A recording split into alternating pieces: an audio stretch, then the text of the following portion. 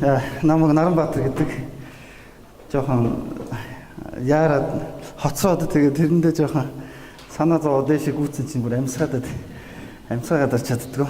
Хоёрдугаарт 2007 онд сургуулаа төгсгөөс өмнө бас нэлээд болсон юм аа. Миний мэрэгжил чинь уулуурхаан инженер эдийн засгч байхгүй. Уулын инженерийн сургууль тест төгссөн. Тэгээ үндсэн суур бакалавр маань тэр юм байна. Тэгээ сургуулаа их мундаг сурсан л та. Улаан дипломтой төгсөөд тэгээд ажлын талбар дээр гарч 2 жил ажиллаад. Тэгсэн ерөнхийдөө нөгөө инженерийн голцоо сургуульд авсан хүн чинь яг мэрэгжлийн эдийн засгийн ажил хийгээд ихээр бас нөгөө санхүү эдийн засгийн мэдлэг мань дутаад тэгээ дахиад сурахгүй болохгүй мэн гэд. Тэгээд санхүү эдийн засгийн дээд сургуульд элсэж орох гэж хичээсэн. Эхний даваанд бол унсан юм байна. 2004 онд. Тэгээ би чи өөрийгөө техникийн сургуулийг улаан дипломтой онц төгссөн мундаг л гэж бодож байхгүй.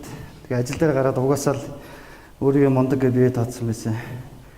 Санхүү эдийн засгийн дээд сургуулийн магистрийг бол өстой юу ахавтай гэж бодсон чинь унчиж байгаа юм л да. Тэгээд их сайн бэлдсэн. Тэгээд дараа жил нь 2005 онд тэнцэж орсон. Тэгээ хоёр дахь жилдээ таахад манай бүжиг багш надтай дахиад харж байгаа байхгүй. Чи түрүү жил унсан тэгээд энэ жил дахиад орж ирж байгаа юм байна гэдэг. Тэгэд шалгалтанд тэнцсэн гэсэн нөгөө ярилцлага авч иж ордог. Тэгээ би бүжиг багштайгаа бас ярьжсэн аягүй сайн санаж байна. Би энэ сургууль заавал орох ёстой. Над хэрэгтэй, миний амьдралд хэрэгтэй. Сургуулийн ураа нь бол их таалагдсан. Эрдэмээр одоо баян сайхан амьдрах тэр боломжийг олгоно гэдэг. Тэр бол одоо бол миний одоо энэ санаанаас гарахгүй байна. Сая зүгээр орж ирэхэд тэр ураа маань байсан үгүй анзаарсангүй. Тэгээ ингээ орсон 2007 онд сургуулаа болвол би амжилттай төгссөн. Тэгээд тэрнээс хойш бол яг үнэндээ багш нарын баяраар 1-2 удаа орж ирсэн юм. Тэгээд ерөөсөө орж ирээгүй. Сая орж ирээд сая хүн тосч байгааг бол бас төөрхөр биш сургууль дотор. Бид нар чи орж ирэл нэг давхраар ингээл явчихдаг. Тэгээд айгүй том болсон байна. Шуртгал ороод ирчих юм ахсан чинь айгүй олон шат амжилт их амьсгаад та хэдийгээ хүлээлгэсэн дуучлаарай. За ингээд нүүрсний салбарт ажилладаг уурхаачин аав ээжтэй ч юм уу найз нөхдөдөө тийм хүмүүс нь гараа өргөдөө. Нэг за энд бол нэг 100-аад оюутан баг шиг үнтэй. 99 нь бол одоо энэ салбарын талаар ойлголтгүй гэсэн. За тэгвэл 1070 хувьцааг эзэмшиж байгаа тэрний үр ашигыг сонирхож байгаа хүмүүс гараа өргөдөө. 5-7 ордын. Нэг хүн гараа өргөсөнгүй 99 нь бол байх шиг байна. Тэр нэг нь зарцсан юм шиг байна хувьцаа. Тэгээ би 99 хамаатай асуудлыг өнөөдөр ярина. Сэдвээ жоохон сонирхолтой хүүднээс бол каннибализм гэдэг үгийг хэрэгэлсэн байна. Каннибализм гэхээр та нарт юу бодогдож байна? Хүний мах иддэг нөгөө каннибал өвгөн бодогдож байгаа шүү дээ. Нөгөө хураг бол ишиг майл хавилна гэдэг кинонд гардаг шүү дээ. Тэгэхээр яг иймэрхүү нөхцөл байдал манай Монгол улсын нүүрсний салбарт бүрэлдэж байгаа. Бид нар ярьдаг шүү дээ. Монгол улс бол одоо 170 тэрбум тонн нүүрсний нөөцтэй 3 сая хүнтэй 1 сая хүнд ноогдох нүүрсний нөөцөөр бол дэлхийд тэргүүлдэг мундаг баян улс орн гэж. Тиймээ бид нар бол үнэхээр мундаг нөөцтэй. Гэхдээ энэ нөөцийг эдийн засгийн иргэдэнд оруулж одоо ард иргэдэд хүртээмжтэй ашиглаж чадаж гинүү гэдэг дээр бол асуудалтай байгаа юм. Энэ жоохон цойроотой наад микрофон ч явах нь. Байна. Нэг.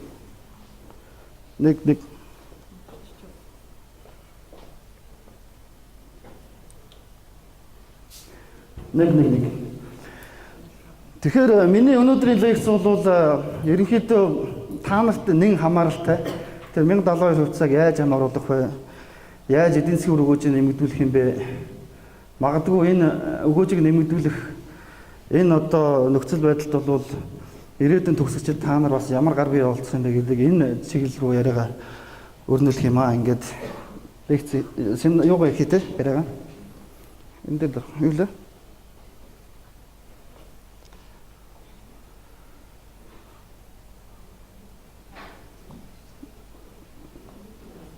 За түрүүн дадлага хийгээд байсан. Муу дадлага хийсэн. За ерөнхий ярианы маань агуулга бол за Монгол Улсын эдийн засгийн өнөөгийн нөхцөл байдал. За кокс нүүрсний зах зээлийн чиг хандлага. За 5-7 дахь өрсөлдөөн. Тэгээд гарц шийдэл гэсэн ийм ерөнхий 4 багц сэдвийн хүрээнд ярих юм байнамаа. За өнөөдөр Монгол Улсын эдийн засгийн нөхцөл байдал бол туйлын хүнд нөхцөлд байгаа. За 2011 онд бол Монгол үнэхээр модонд орж ирсэн. Яагаад модонд орсон бэ гэхээр монголчууд бол ер нь түүхэндээ байгаагүй их орлоготой улс болсон л да. Яагаад гэвэл манай Монгол улсын эдийн засгийн бүтцэн үндсэндээ бол уул уурхайн салбар дээр тогтдог. Уул уурхайн салбараас хамааралтай үндсэн түүхийд болох зэс, алт, төмрийн хөдөр, за нэмээд одоо ноолын экспорт. Нэг ийм хэдэн цөөн одоо экспортын орлогоос үндсэндээ хамааралтай амьдардаг ийм улс байна. 2011 онд бол дэлхий дээр зэсийн үн гайхалтай өссөн. 1 тонн $10,000. Өнөөдөр бол $4,800 орчим доллар болсон байж байгаа шүү дээ. Коксч нүүрсний үн $450 хүрч ирлээ. Өнөөдөр бол коксч нүүрсний үн одоо ямар хэмжээнд хүрсэн байгаа вэ тийм үү? За ингээд бол Монгол улсын эдийн засаг 17.3% өсөж ирсэн. Дэлхийд хамгийн өндөр өсөлттэй эдийн засаг гэж яригдчихсэн. Энэ үед бол Монголд хөрөнгө оруулах сонирхолтой одоо маш олон гадаад дотоодын хөрөнгө оруулагч нар бий болсон. Ялангуяа гадныхан. Улаанбаатар маш завгүй байдаг байсан. Бүх зочид буудал битүү дүүрэн, зуны цагт, өвлийн цагт ч дүүрэн. Сарда 2-3 удаа хөрөнгө оруулалтын чуулган болдог байлаа. Discover Mongolia гэдэг одоо хөрөнгө оруулалтын чуулган жил болгон болдог. 2011 онд би санаж байна 700 гаруй гадаадынхаа ирсэн байсан. Тэгээд ингээ Монгол улсын зочид буудлыг битүү дүүргэсэн. Ийм нөхцөл байдалтай байдаг гэсэн. За харамсалтай нь энэс хойш бол үндсэндээ дэлхийн зах зээл дээр нөгөө бидний орлогоо олдог бүтээгдэхүүний маань үн нэлээд унж эхэлсэн байна. За ингээ унахтай зэрэгцээд бас Монгол улсын одоо парламент их хурлаас бол нэлээд одоо бодлогын алдаатай шийдвэрийг гаргаж эхэлсэн. Нөгөө одоо алт зэсийн үн өндөр байсан учраас нөгөө үндэсний одоо баялагын нөөц солиорлол гэж ярьдаг тийм. Бид бол өөрсдөө баян гэж ойлгох. Тэгээд одоо гадаадынхны үзэн ядах. Өөрсдөө энэ баялагтаа эзэн суух гэдэг нэг ийм популизм болов явж гисэн байж. Өнөөдрийн байдлаар Монголын эдийн засаг бол бараг тэгрүүд өгөж очиж байгаа. Тийм ээ. За гадаадын хөрөнгө оруулалт яаж нэхэр 11 оногд бол 4.6 тэрбум, 4.4 тэрбум доллар. Монгол улс одоогийн төгрөгөөр илэрхийлэх юм бол 9-10 их найт төгрөг гэсэн үг шүү дээ. Ийм их хэмжээний хөрөнгө оруулалт ирж Монгол улсын эдийн засагт шингэжээлээ. Өнөөдрийн байдлаар бол нэг 36 сая доллар л Монголд орохтой өгөөтэй. Зарим саруудаа бол хасах буюу Монголоос хөрөнгө ингээд зогтож байгаа. За төсөв бол маш хүндрэлтэй байгаа. Одоо Чингис хааныхаа нэрээр бол монголчууд одоо бонд босгосон. Дээрээс нь одоо мега төслүүдийг хөгжүүлэхийн тулд хувийн хвшлүүд бас нэлээд их үр зээл авсан. Тэгээ засгийн газрын болон Монгол улсын нийт үр зээлийн хэмжээ хэд байгаа вэ? 21.5 сая доллар тэрбум доллар гэж байгаа шүү дээ. Тийм ээ. Тэгэхээр одоо 2017 оноос нөгөө Чингис бондынхаа урьдчилгаа төлбөрүүдийг төлж эхэлнэ. Тийм ээ. Ингээд ирэх юм бол Монгол улс хүн төсвийн урсгал зардлаасаа гадна энэ одоо зээлийн үйлчлэгээний төлбөр үндсэн төлбөр зээлийн хүүгээ төлөх чадваргүй улс болж эрсдэл харагдаж байгаа. Жилдэл бараг 4-6 их найт төгрөгийг бол зөвхөн зээлийн үндсэн төлбөр болон хүн төлнө. Ямар орлогоор төлөх юм бэ гэж. 5-7 төс нь гацаатай. Тэ? Оюутлогын уурхаан одоо далд уурхаан төс нь гацаатай. Ингээд бусад одоо мега төслүүд нь бүгд ингээд ийм царцсан ийм байдал нөхцөл байдалд бол Монгол улс байж байгаа. Том төслүүдэд явуулж ижил одоо бид нар экспортын орлого бусад юмнууд хармаандаа мөнгөтэй болж ижил юмнууд явуулахаас арга байхгүй. Тэгэхээр ийм хүнд нөхцөлд байна. Тэгэхээр бидний нөгөө тансгалдаг үе өнгөрцөн одоо толгойгоо ажилуулах үе ингээд ирж байгаа. Тэгэхээр энд бол энэ үр зээлээс гарахад нүүрс ямар ач холбогдолтой юм бэ гэж. Үнэхээр экспортын бүтээгдэхүүний одоо гол үндсэн одоо хувийн жинг дарж байгаа салбар бол нүүрсний салбар байгаамаа. Тэгээ би ихэвчлэн нүүрсчүүд дотор их олон янз. Би бол өнөөдөр одоо экспортын гол орлогыг бүрдүүлж байгаа кокс нүүрсний одоо талаар бол ярих юм байна. За тэгэхээр кокс нүүрсний гол одоо хэрэглээ яаж бий болдог вэ гэхээр ерөөсөө энэ төмөр үйлдвэрлэхэд хэрэглэдэг, металлург үйлдвэрлэхэд хэрэглэдэг ийм нүүрс байхгүй коксч нүүрс гэдэг юм. Эрчим хүчний нүүрс бол энэ цахилгаан гаргахад хэрэглэгдэж байгаа. Тэгэхээр нөгөө 170 тэрбум тонн нүүрсний нөөцтэй гэдэг маань цахилгаан гаргахад хэрэглэгддэг нүүрсний нөөц. Яг коксч нүүрсний нөөц бол Монгол улсад одоо үйлдвэрлэлийн хэмжээнд авч үзэх юм бол 3-аас 4 тэрбум коксч нүүрсний нөөц тэгээд энэ 5 толгой орд дээрээ байгаа л гэсэн үг. Тэгэхээр ингээд нөөцийн одоо үр ашигтай байдал, үнийн ялгааны хувьд, хэрэглээний хувьд одоо та бүхэн бас нэг үндсэн суур фундамент ойлголтыг бас авах зүг байх гэж бодож байна. За тэгээ 1 тонн одоо төмөр үйлдвэрлэхэд 1-ээс 1.5 тонн одоо 5-7 нүүрсийг хэрэглэдэг ийм хэрэглээ бий болж байгаа. За бид түрүү ярьсан тийм үү одоо хүрэн нүүрс, хатуу нүүрс гэдэг. Тэгээ нүүрс бол дотроо маш олон янзын ангилалтай. Нүүрснээс маш олон янзын бүтээгдэхүүн гаргаж авдаг. Нэг сонин түүх хэлэхэд бол германчууд дэлхийн 2 дугаар дайны үед бол нүүрснээс дизель хүч бензин гаргаж авах технологиг бий болгосон байж. Тэр хэвтэл эндээс бяцлаг гаргаад идчихсэн гэж байгаа шүү дээ. Тэр ийм актер одоо олон төрлийн бүтээгдэхүүнийг гаргаж авдаг. За би бол өнөөдөр тэр олон мянган салаалсан юмнаас нь илүүтэй коксч нүүрсийн талаар, металлургийн нүүрсийн талаар л ярих юм байна. За тэгвэл энэ одоо коксч нүүрсний гол хэрэглээ, үйлдвэрлэлд хэрэглэгддэг тэр гангийн үйлдвэрлэл хэрэглээ нь хаана байдаг юм бэ гэж. Мэдээж одоо хятад байгаа. Хятад бол одоо жилд бол нэг 750 сая тонн ган үйлдвэрлэж ирсэн байна. Энэ бол 2014 оны төвшөнд л дээ. За тэгвэл одоо 2016 оны эхний 7 сарын байдлаар бол нэг 500 гаруй сая тонн, оны эцсийн байдлаар бол 800 гаруй сая тонн одоо ган үйлдвэрлэж хэрэглэх юм ба гэсэн тооцоо байж байгаа. Тэгээ ер нь хятад улс бол бас ингээд эдийн засаг нь бол нэлээд өндөр өсөлттэй байж байгаад одоо ингээд зогсон байдалтай байгаа шүү дээ. За яагаад ийм бэ гэхээр хятад бол бас экспорт руу чиглэсэн маш олон ийм одоо эдийн засаг харж ирсэн. Үүний хүрээнд бол аж үйлдвэр бол маш хурдтай хөгжүүлсэн. Ингээд аж үйлдвэрийн салбар нь үндсэндээ илүүдэлтэй болсон гэж. Зөв нэг Европын орнууд, Америк гол нөгөө нэг бүтээгдэхүүнийг хэрэглэдэг улсууд ингээд хямраад ирэнгуут хятад чи өөрөө нөгөө дотоодын хэрэглээгээ бас төдийлөн хангалттай сайн бий болгож чадаагүй улс чинь аж үйлдвэрийн салбарын ингээд хэд илүүдэлтэй болоод эдийн засгийн бүтц нь гажуудсан байна гэж дүгэлт өгч байгаа байхгүй. Тийм учраас саяхан хэдэн сарын өмнө баталсан хятадын 13 дахь тийм үү 5 жилийн эдийн засгийн төлөвлөгөөн дээр юу гэж хэлсэн бэхээр гангийн хэрэглээгээ бол бид нэлээд бууруулнаа. Эрчим хүчний хэрэглээгээ бууруулнаа.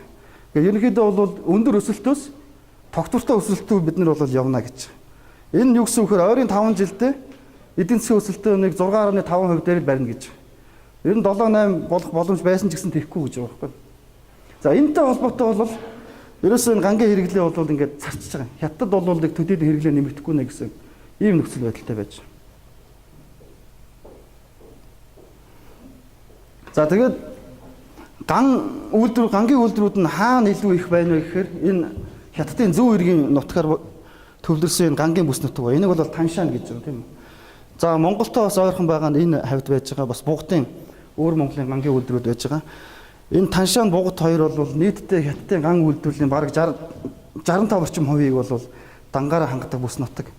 Тэгэхээр нөгөө Монголоос нийлүүлэгдэж байгаа 5-7 бидний үйлдвэрлээд гаргаж байгаа нүүрсний гол зах зээл бол хятадын зүүн хойд эрэг Таншан тэгээд Бугт болж таарж байгаа байхгүй.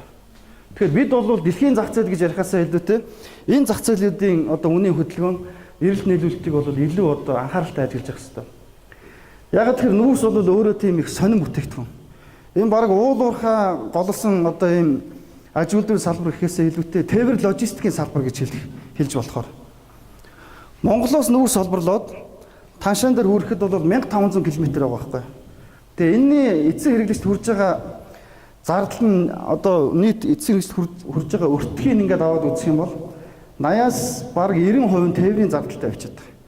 10% зөвхөн нүүрсний одоо олборлтын технологитой холбоотой. Тэгэхээр бол нүүрсний зах зээлийн хувьд бол дэлхийн зах зээл Америк одоо Хятад Япон гэж ярихаасаа илүүтэй бүсчилсэн ийм зах зээл бол үнэхээр онцлог байдаг гэдгийг бол бас та бүхэн анхаарах зүйтэй байхаа гэж.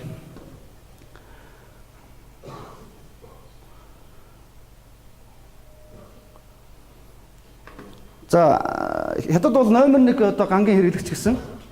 Номер 1 хятад бол 803 сая тонн ган жид хэрглэж байгаа.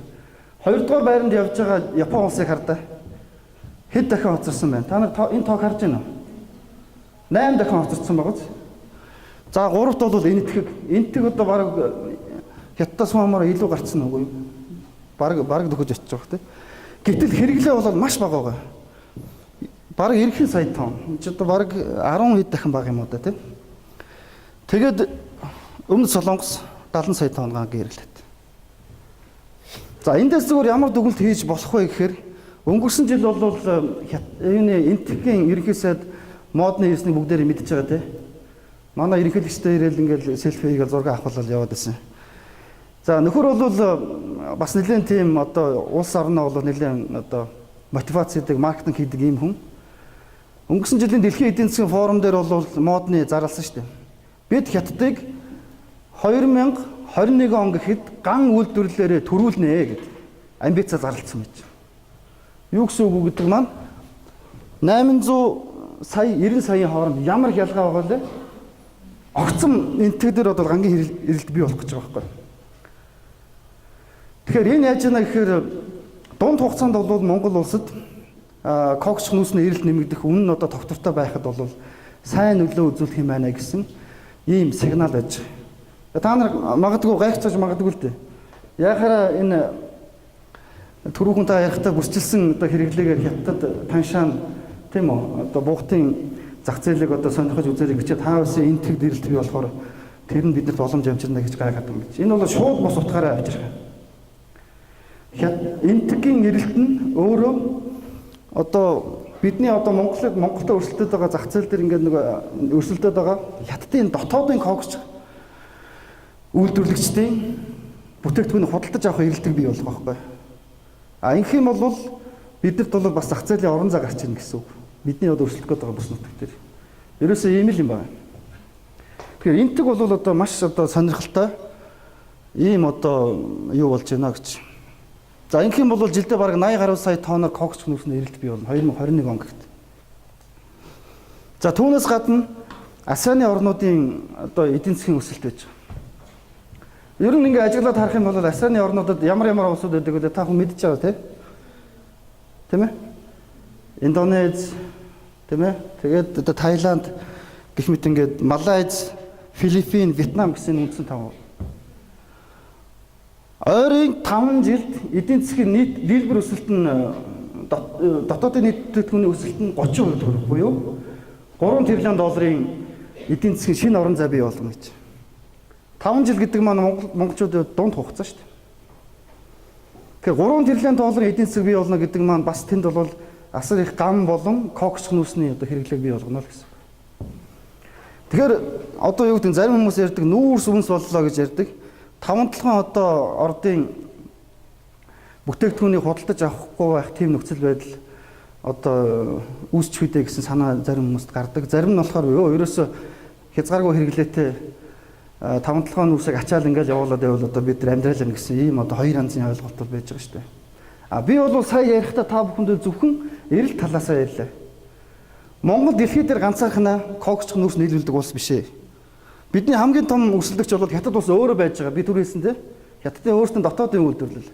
Хоёрдугаарт хэн бидэнтэй өрсөлдөж байна? Хэн бидний нүүрсийг заруулахгүй байхын тулд өдөр одоо болгон одоо толгой гашлах гэж байна. Шүн унтаж чадахгүй байна гэж тийм үү? Ямар улсад?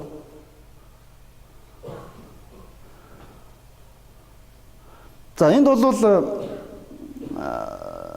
Индонез, Австрали, за Оросын холбооны улсууд орж байгаа. Оросын холбооны улс бол одоо нэлээд сүүлд орж ирсэн тоглогч. Австрали бол ер нь дэлхий дээр одоо кокч нүүрсний стандартыг тогтоодог, чанарын тогтоодог. Тэгээд маш одоо тээврийн зардал багтаагаар одоо тээвэр логистикаа удирдах чаддаг. Бидний одоо нэг номерын дайсан гэх юм бол Австрали улс кокч нүүрсэн дээр нэг номерын өрсөлдөгч. Хоёрдугаарт Индонез байгаа. Индонезийн одоо уурханууд бас нэлээд одоо ашиглалтанд орж байгаа. Ингээд өрсөлдөж байгаа. За гуравдугаарт бол бодиттой аюул занлал учруулагч нь бол Оросын холбооны улс.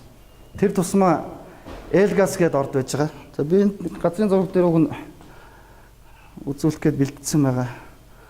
Хаана байна? Тэ энэ. За 5 дахь бол бид нар энд байгаа тийм үү? За Шанси бол бидний өрсөлдөгч байж байна. За энд Австрали байна. За ингээд Индонез, тэгээд Оросын холмооны улс. За тэгээд Мозамбик. Энд бол маш асар хэмжээний бас кокч нүсний нөөц байж байгаа. Тэгэхээр бид дэлхийд дээр ганцаараа биш байгаа байхгүй юу? Нэлээд хүнд хэцүү хатуу өрсөлдөөний дунд байж байгаа. Ийм хүнд чирэг өрсөлдөөн байгаа учраас өнөөдөр кокч нүсний үн тоон нь бүр $70 хүртэл унлаа шүү дээ дэлхийн зах зээл дээр. $450 байсан юм. Тийм ээ? Огт өрсөлдөж байхгүй бол одоо бид $300-400 нийлүүлээд яваад байж болно. За би Элгаг бол онцолж ярмаар байгаа.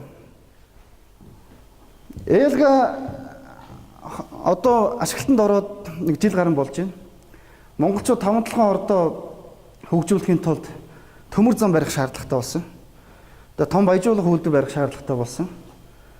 Тийм үү?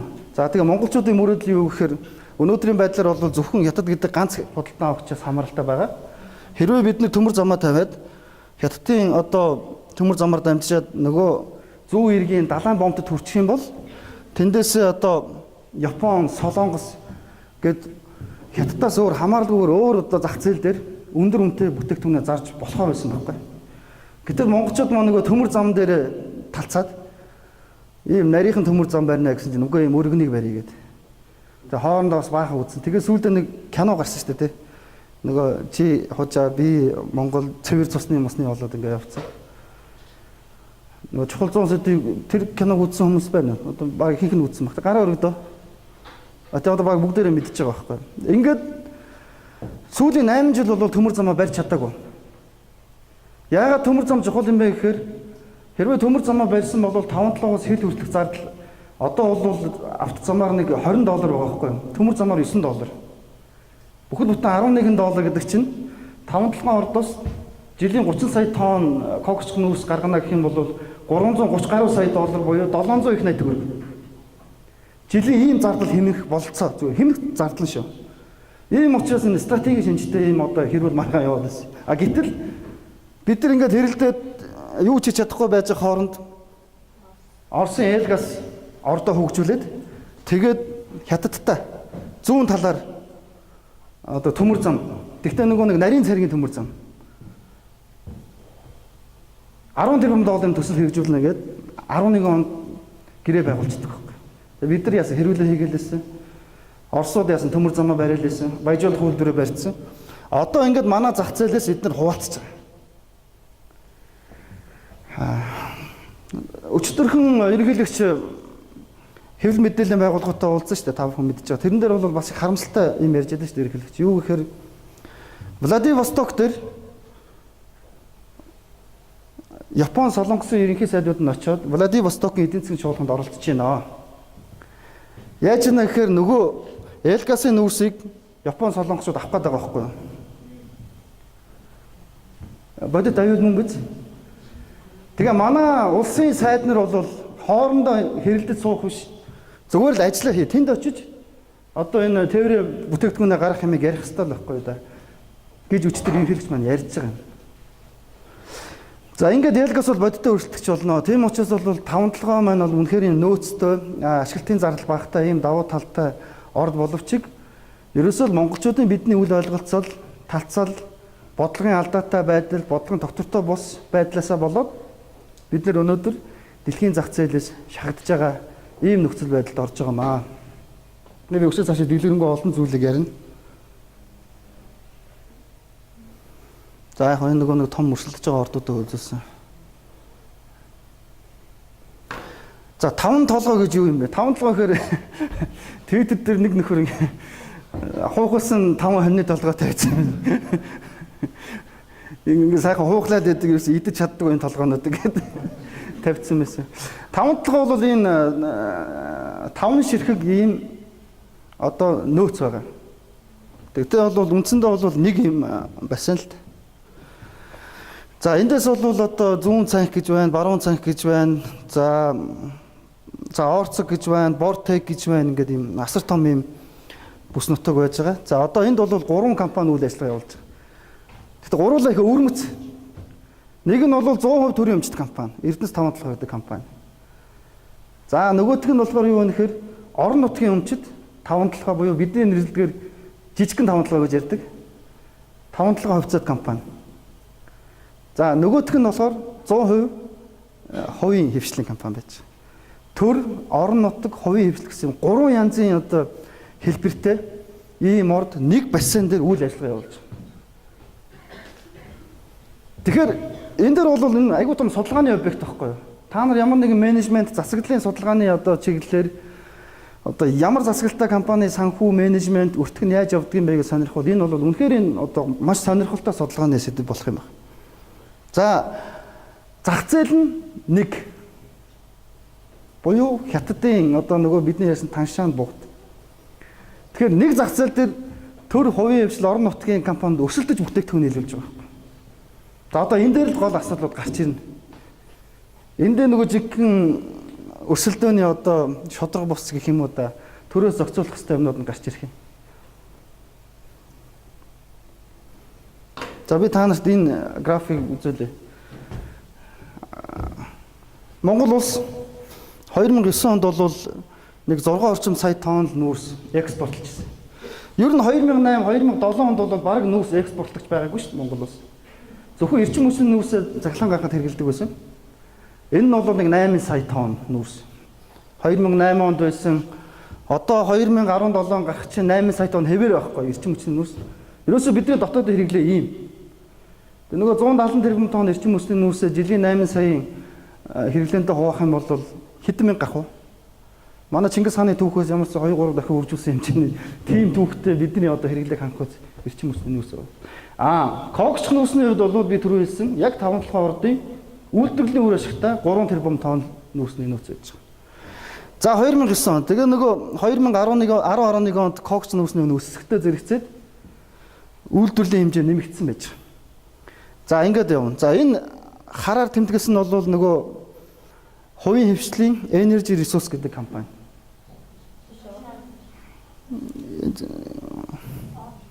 Тийм ээ. Ягаан байна тийм үү?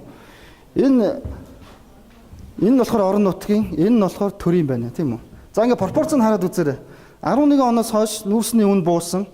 Тэгэл ингээд яваад байсан. Тэгэхэд бол Energy Resource-ийн ингээд тогтвортой байжгаад 15-16 онд бол ерөөсөө нүүрс экспортлж чадаагүй байгааз. Гэтэл энэ компани хөрөнгө оруулалт бол бараг 1.2 тэрбум доллар байдаг байхгүй юу? Хувийн хвшил мөнгө босгохдоо улсаас бол нэг ч төгрөг аваагүй. Ордынх нь одоо эзэлж байгаа талбай нөөцийн хэмжээнд бол энэ 5 толгой орд ерөөсөө 4% нь хамаарах талбайд үйл ажиллагаа явуулдаг. Ийм онцлогтой байж байгаа. Тэгээ 1.5 тэрбум долларыг бол Хонконгийн хөрөнгийн биржээс IPO гаргах замаар босгосон. За маш сайн судалгаа хийсэн. Одоо маш сайн одоо мэдээлэл нээлттэй байдаг. Өртөг зардал одоо захирлууд нь өөрчлөгдөж байгаа байдал тийм ээ. Ямар техникүүд ашиглаж байгаа, ямар зах зээлд авж байгаа, хэн авсан, захирал нь ямар одоо урамшуул авсан, ажилтаа ямар урамшуул олгосон, ямар зардлыг хэмнэсэн тансан. Баяжуулах үйлдвэрийн хүчин чадал хэдэн хувьтай байна уу бүх юм гарч байгаа. За орон нутгийн 5-7-гийн хувьд бол энэ бас нэлээд их одоо үүрэг ройлтой байсан байна. Орон нутгийн 5-7 бол бас мэдээлэл нь ил. Монголын хөрөнгөний бирж рүү ороод 5-7 хувьцаат компани гэдээ хайх юм бол бас нэг үйлдвэрлэл олборлтын мэдээ нь ил. Нууц мэдээлэл нь захирлууд нь борд нь солигдож байгаа нь ерөөсөө ингээд тавигддаг. Дотоод үйлдвэрлэлийн мэдээлэл бас тавигддаг. Тэгээ орон нутгтаа бол тэгэл болоод идэг юм шиг байгаа юм л да. За төрийн өмчит 5-7% бол мэдээлэл нь хаалттай. Яг нэг шилэн данс хөдөлдөг болоод та нар Twitter, Facebook энтэд байдаг байлгүй нэг шилэн цагаа гэдэг одоо нэг дид сайт болцсон. Тэр нөхөр чи одоо шилэн данс мас гэж орилсоор байгаад одоо энэ шилэн дансны хуулийг хэрэгжүүлэх Монгол улс хуультай боллоо шүү дээ. Монгол улсын ерөнхийлөгч баталсан хууль. За энэ дээр бол ингээд Эрдэнэс TTC-ийн мэн гэдэг сайт дээр эднэр санхүүгийн тайлан балансаа тавьж эхэлдэг болсон. Гэхдээ жилдээ нэг удаа бусад нөгөө жижиг 5-7 олон нийтийн өмчийн компани Energy Resource ер нь бол хувийн гэхээс л олон нийтийн өмчийн компани баггүй. Өдрөл болгон ингээд тайлан гараад явж байгаа тийм үү. За ингээд нэг иймэрхүү байдалтай. За тэгээд яасан бэ гэсэн төрийн өмчит 5-7 компани одоо зарж байгаа хэмжээ нэмэгдээл байсан. Айгүй нэмэгдэж байгаас одоо ингээд харалтай ингээд тий. За энержи ресурсыг багасч чинь жижиг тавталгаа бас баг олбуулсан гэдэг. Ингээд дүгнэлт юу гэхээр сүүлийн 2 жил төрийн эмчит компаниас өөр бусад нөгөө компани баг сул зогссон байна. Хүчин чадал ашиглалтаа 10% байсан байна гэж. За тэгэнгუთ одоо хэвлэлээр гарч байгаа мэдээлэл яаж юм гэхээр төрийн эмчит эрдэнэс тавталгаа бол маш мундаг ажиллаж байгаа гэж ярьж байгаа байхгүй. Бид нэр Монгол улсын нийт экспортын 80-85%-ийг дангаараа гаргадаг. Мундаг ашигтай ажиллаж байгаа одоо Монголын нүүрсний салбар, уул уурхайн салбарыг нуруунд дээр авч явж байгаа компани гэж. Тоо статистик нь харах нь үнэхээр одоо тийм ч юм шиг тийм үү. А гэтэл орлогын хэмжээг аваад үзэх юм бол өнгөрсөн жилээс Монголын экспорт 42% өссөн гэж байгаа. Орлого нь 4%. Эндээс та нар ямар дүгнэлт хийх вэ?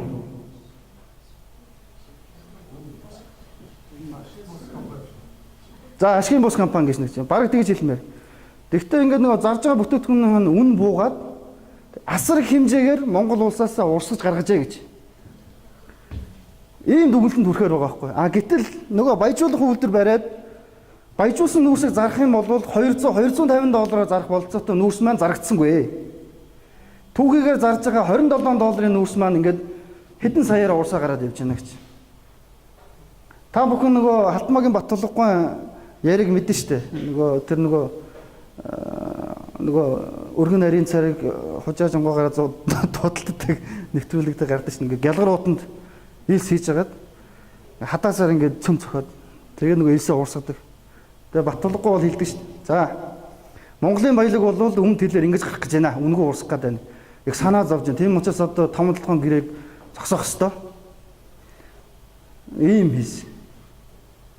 Өнөөдрийн байдал бодит байдал бол ёстой нөгөө маш хямд нүүрс чинь нөгөө төрийн компани өөрөө гаргаад явж байгаа байхгүй. Тэр үедээ ноцтой зүйлүүд байгаа. Ашин олдорлын тухайн хуулинд юу гэж заасан бэ гэхээр ашин олдорлын тухайн хууль. За 2014 онд бол төрөөс эрдэс баялагын салбарт баримтлах бодлого гэж заасан. Энд юу гэж заасан гэхээр Монгол улс нэмэн үртэг шингээх буюу бүтээгдэхүүнээ боловсруулж экспортлоно гэсэн заалттай байдаг байхгүй. Тэгвэл төрийн өмчит эрдэнэс тавталгаа маань энийг зөрчөө сууж байгаа. Төрийн компани дээр хууль зөрчил нөгөөд энэ падаалга ба шүү дээ. Тийм үү? А тэгвэл өнөөдөр эргээд кокс нүүрс нь үсэж байна. Австралиас хятадын зүүн эргүү нийлүүлж байгаа кокс нүүрс нь $215 болсон байна. А төрийн өмчит эрдэнэс тавталгаа компани нь $27 зарнаа л гэж сууж байгаа байхгүй. Гэхдээ та нар яагаад нэмэгдүүлж болдог юм чи дэлхийн зах зээл дээр ингээд үн нэмэгдээд байдаг. Тиймээ таншаанд 1 тонн кокс нүүрс нь $150 болчиход байгаа та нар яагаад нэмэхгүй байгаа юм бэ? Уржиг дээр хэвлэлийн багварл хийсэн байгаа байхгүй. Бид нар үнэ нэмэгдүүлэх боломж байхгүй. $27-аар зарна за $30 болгоод их юм гэсэн тийм хийсэн бил. Энд төрийн эмчит компани яагаад би төрийн эмчит компаниг онцолж ингэж яриад байгаа юм гэхээр бид нар чинь 1070 шиг хувьцаагаараа энэ компани одоо хувь эзэмшиж байгаа Монгол улсын иргэн шүү дээ. Тийм учраас яриад байгаа. Тийм учраас одоо кокч нүүрсийн салбар бол одоо чухлаа гэж. Тэгээ үндсэндээ одоо бол яг иймэрхүү байдалтай байгаа. Одоо их тавчхантай хэлгээ тийм үү? 5-7 орд маань төрийн өмчийн мөн ашиглаж байна. Гэхдээ бидэнд юу ногдож байгаа юм бэ? Энэ хар ус долоох маягтай л байна шүү дээ тийм үү?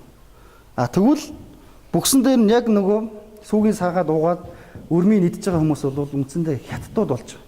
Хятадын компаниуд болчихж байгаа байхгүй. За яг баримттай хэлэхэд бол 5-7 ордын лиценз нь төрийн одоо эзэмшилтэй байж байгаа. Лиценз нь цаасна. Энэ бол одоо төрийн эмчит дуугийн компани юм гэсэн. Ашиглалт буюу олборлтын 100% хятадын хөрөнгө оруулалтаа TTJivco гэдэг компани хийж байгаа. TTJivco гэдэг. За тэр бол хөрсийг хуулж, нүүрсийг олборлж байна. За нүүрсээ зарахтаа 5-7-оос урагшаа одоо гашуун сухот бомб хятадын хил хүртэл 270 км газар бас дахиад хятадын компаниудаар тээвэр хийлгэж байгаа. За тэгээд тэндээс нь аваад цааш нь борлуулахдаа хятадын Winsway гэдэг компани тэр нөгөө $27 нүүрсийг аваад цааш нь $150, $140 таншаанд авчиж дундаас нь ашиг хийж байгаа. Ингээд олборлагч, тээвэрлэгч, худалдан авагч. Энэ бүгд одоо бүгдээрээ хятадын одоо компаниудын мэдэлд байна гэж. Хамгийн аимшигтай зүйл нь юу гэхээр би эргээд нөгөө түрүүний слайд руу оръё л да.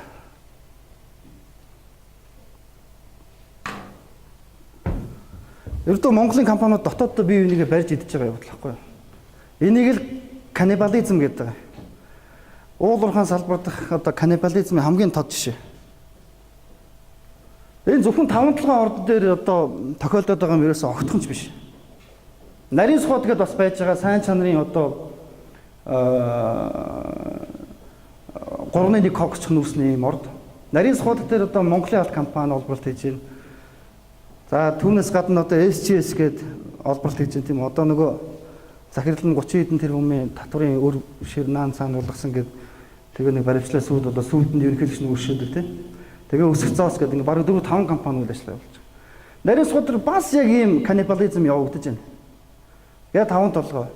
Нааша ингээд төв рүү орж ирээд дархан руу орж ирэх юм бол дарханы одоо төмөрлөгийн үйлдвэр тийм үү?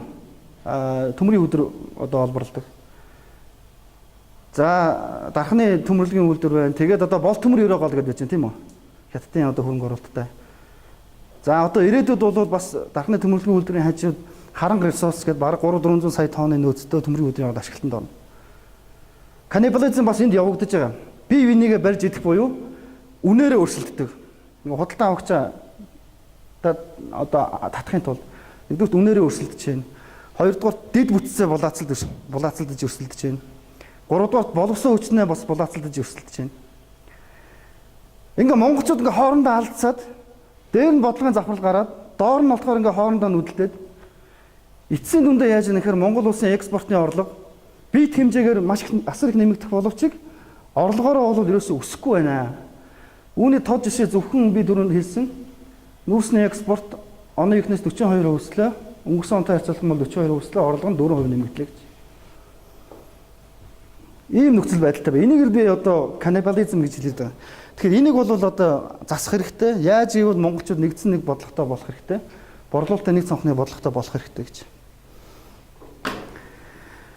За би нэг мундагтаа одоо ингээл одоо энэ нэг цонхны бодлоготой болох хэрэгтэй бла бла яриад байгаа юм ерөөсөө огтхонч биш. Энэ бол одоо сүүлийн 7-8 жил 5-7 орд дээр 5-7 ордынхаа үрэг шиг яаж нэмэгдүүлэх вэ гэдэг асар олон хэлэлцүүлэг явсан байж. Улсын хурлаар хэдэн ч удаа орж хэлэлцэгдэв. Засгийн газраа хичнээн ч тогтоол гарав. Хичнээн ч удаа японочууд, солонгосчууд, хятадууд иж монголчуудтай уулзав, америкчууд хүртэл ирсэн тий. За ингэж жагаад 2015 оны 4-р сард би санаж байна. 5-7 хөрөнгө оруулалтын гэрээг үзүүлэх хэмжээнд очсон. За энэ дээр бол яах вэ гэхээр 5-7 ордыг нэгдсэн нэг зохион байгуулалтанд оруулнаа. Төр хувийн хвшил орон нутгийн 5-7-нд хамаагүй. Эрдэнэс 5-7 Energy Resource-ийн одоо нөөцийг нэгтгэхэд нэг зохион байгуулалтанд оруулаад тэгээд төмөр замаа бол Хятадын одоо Шинхua Energy Японы Sumitomoтой хамтраад ингээд одоо Хятад тодорхой хэмжээний нүүрс тэгээд дийлэх нүүрсээ бол Япон солонгосын өндөр үнэтэй зах зээл дээр гаргах. Ингээд 5-7 ордын үн цэнийг нэмэгдүүлэх. Бидний эзэмшиж байгаа 1072 хувьцааг бодит утгаар нөгөө чинь өсгөх ийм одоо тооцоотой. Тэгээд олон улсын хамтарсан энэ консорциум бол ингээд хөрөнгө оруулалтын гэрээ байгуулахад бэлэн болсон гэж. За ингээд төслийг бэлэн болгоод энэ төслийг хариуцчихсан хүн хэн блэ? Их сайхан сайд, Монгол улсын сайд, нөгөө портфолио сайд гэдэг байгаа тийм төсөл хариуцсан сайд гэдэг. Тухайд одоо Facebook юу Twitter дээр ингэж хэрэгжсэн байна л да. За ажлын хэсэг 5-7 талаар үзгэлдэхэд бэлтгэсэн гэрээний төслүүдээ засгийн газрын хэрэглэх газарт хөргүүллээ. Одоо засгийн газар улсын их хурлын хооронд асуудал болвоо гэж. Хоёр одоо энэ янгар хоорондоо тулж шít таснаас гэдэг хин ч одоо хожоогүй тийм үү.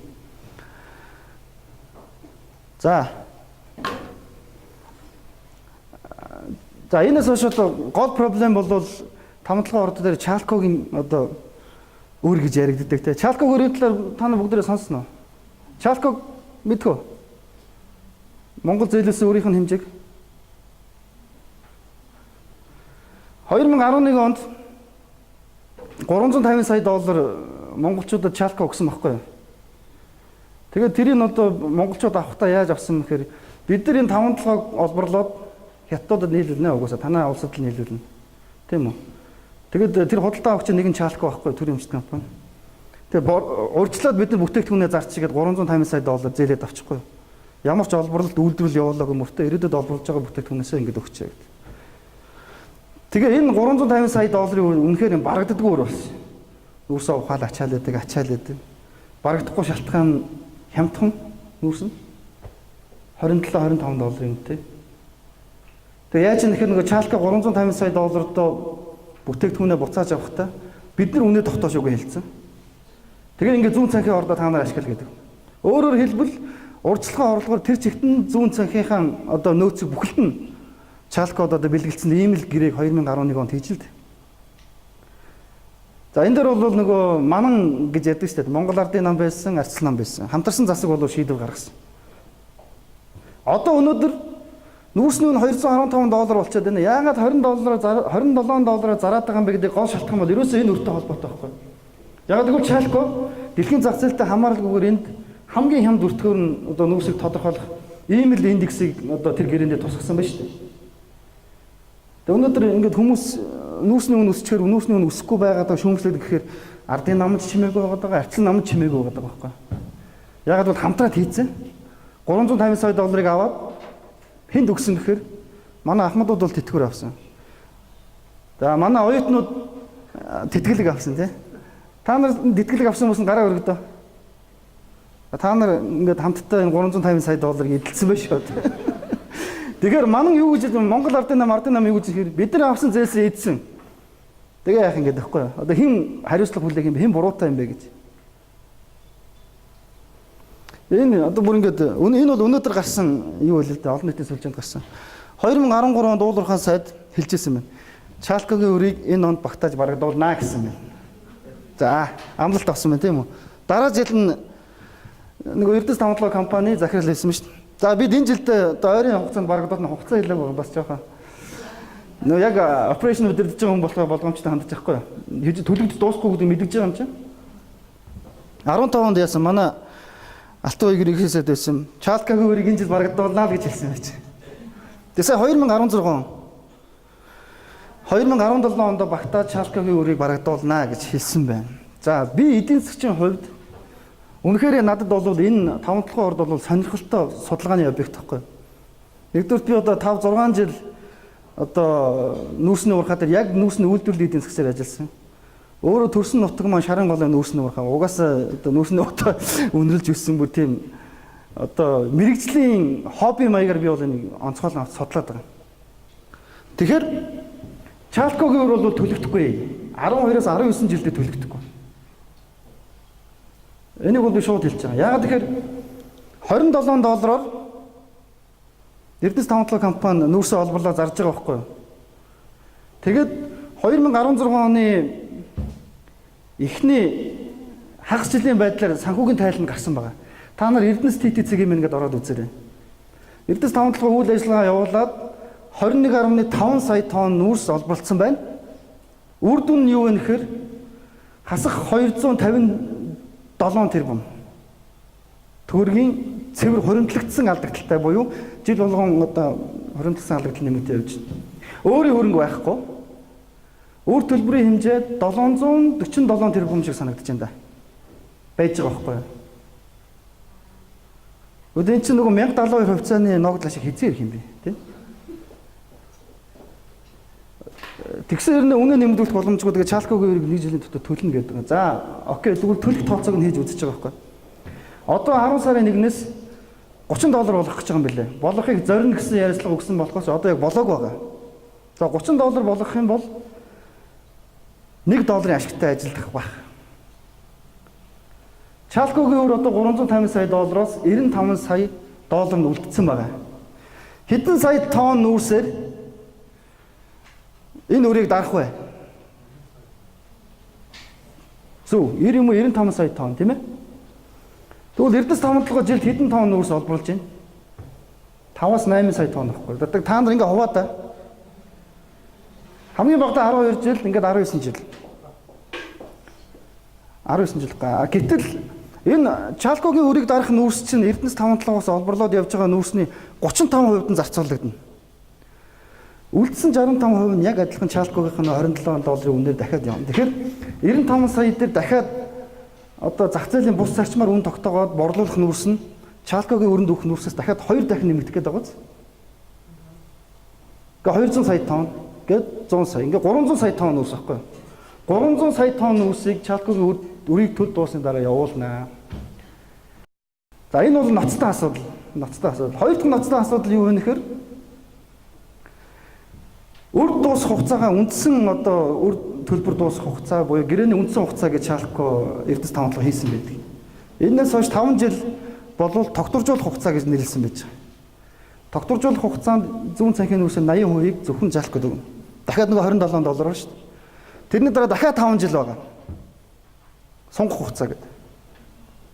Ингээд 10 гэдэг чинь за тогтворжуулах 5 ингээд 10 жил тийм үү? Өрөө төлөх 12, 19 жил, 40 жил. Ингээд 8 гэхэр чинь үндсэндээ бол 40-ыг 8-аар хөвжүүлэх хэдэн тий?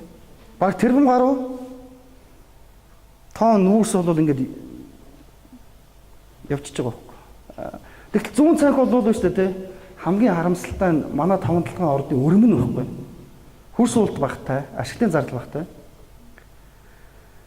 Чанарын хувьд бол одоо хамгийн өндөртэй. Одоо хажууд нь байгаа нөгөө Energy Resource гэдэг компани чинь нүүрсээ олборлоод баяжуулах үйлдвэрлэлийг угаагаад ингээд зарахаар байж байгаа тэр зарж байгаа нүүрснийх нь 50% нь л нөгөө коксч нүүрс бус нь шороо байхгүй.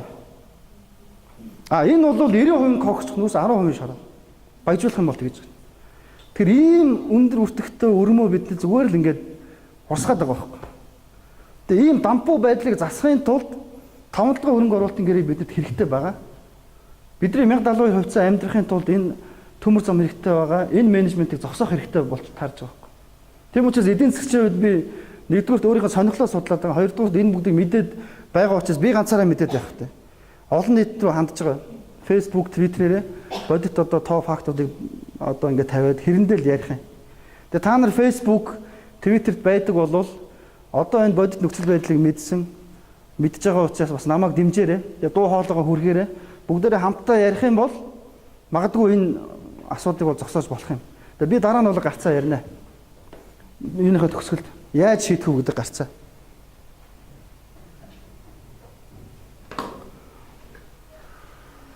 Ер нь бол өнгөрсөн эргээ санаа гэж байгаа. Хойгоор уншигдэж байна уу те?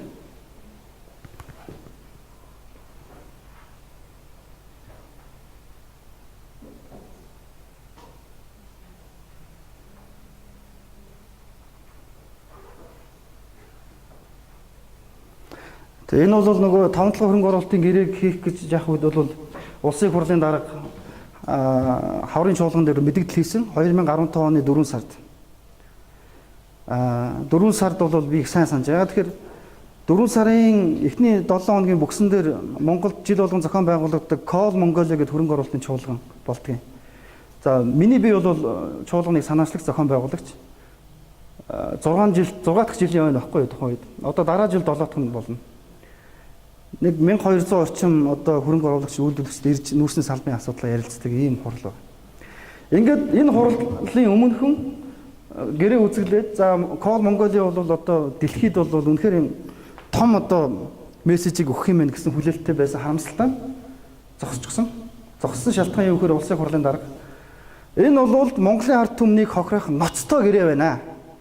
Ийм гэрээг хийсэн ерөнхий сайд болон сайд нарыг огцруулах хүртэл арга хэмжээ авна гэд ингээд гацсан. Нам зогссон. Хятадын элчин сайд Call Mongolia чуулган дээр илтгэл тавихаар бэлдсэн байсан. Тэгээд тэр чуулганд оролцоогүй. Япончууд ч оролцоогүй, хятадууд ч оролцоогүй. Ингээ хөрөнгө оруулагчгүй тийм чуулган болсон юм л тухайд. Тэгээ гацааж байгаа шалтгаан нь бол их олон тайлбарууд ярьж ирсэн тийм үү? Энэ Apple-ийн зураг тавьчаад Эрдэнэчимэг гишүүний зураг яагаад гарч иж байгаа нэхээр бас энэ 5-7 хөрөнгө оруулалтын гэрээн дээр бол нэлээд одоо хөндлөнгийн мэрэгжлийн хувьд юм шиг байгаа. Мэрэгчлэн гэдэг юм бэ кавичкэн тэгээд байгаа байхгүй. Тооцоо судлаа гэдэг энэ бол буруу байна гэдэг тийм. Би одоо бодохдоо бол одоо Ийм зураг үзүүлэл хүмүүс бол ингээд пүү па хятадуудад даалдах гэж байгаа юм байна. Одоо тэр MCS гэдэг бол хятадын компани юм байна. Одоо тэр нь бол тэр дээр ингээд одоо яах гэж байгаа юм ийм ойлголт өгдөөс. Тухайн үед бол санаж байгаа. Жиргэнд байдаг хүүхдүүд байна уу? Залуучууд байна уу? Жиргэнийхэн гар өвдөө. Твиттер та нар Твиттер хэрэглэж байгаарай. Айгүй чухал шүү. Яг тэр одоо тухайн моментод болж байгаа төр засгийн шийдлүүд яг юунуудыг гарч идэг. Тэгээд чухал хүмүүсийг дагаад байгаа юм бол та нар ирээдүйд одоо ингээд судлаач болох гэж байгаа академик чиглэлийн хүмүүст бол суур мэдээлэлд хурдан. Facebook бол яг удаа найзан харилцаа. Тэгээд би Твиттерд ороорой гэж хэлэх гээд тэгжсэн. Твиттерийнхэн бол юу гэж тэн шоглож ирсэн гэхээр чи юу хичээлээ те. Нэг бенз гişүн биш гэдэг нэг бенз нөгөө юуны зураг тавьчаад миний юуг авах гээд байгаа ухааны хэлний тийм зураг тавь шоглоод байсан санагдаж байна. Тэгээ ажлын хэсгийн дүгнэлт гарсан. Ажлын хэсгийн дүгнэлтийн дараа сонгуульд өгсөн байсан учраас тухайн үеийн одоо арчил намын гишүүд за Монгол Ардын Хувьсгал намын зарим гишүүд ингээд 40 гишүүн нийлж хагаад зогсоосон байж. Яг одоо Инх сайхан сайдын барьсан хэлбэрээр нь бол энэ төслийг явуулахгүй ээ. Тэгээ өөр хөлбөр дэвшүүлсэн. Дэвшүүлсэн шалтгаан нь юу гэхээр үгүй яг зүгээр энгийн одоо бид нар ингээд жирийн одоо эдийн засгийн ойлголтгүй хүмүүс сонссон бол үнэхээр гой сонсогдож байна. Урагшаа төмөр зам 270 км төмөр зам тавихаас гадна Монгол улсын амбиц бол хойшоо ингээд бас 5-7 төмөр зам Орос руу татаад тэгээд цаашаа Оросоор дамжаад одоо гацтай болох юм бол нүүрсээ зөвхөн хятад биш ингээд өөр зах зээлд гарах бололцоотой болно. Үнэхээр тэгээ сонсогд тийм шиг санагдаж байгаа байхгүй юу? Гэтэл тийшээ татах төмөр замынхаа нийт хэмжээ 1500 км байхгүй юу?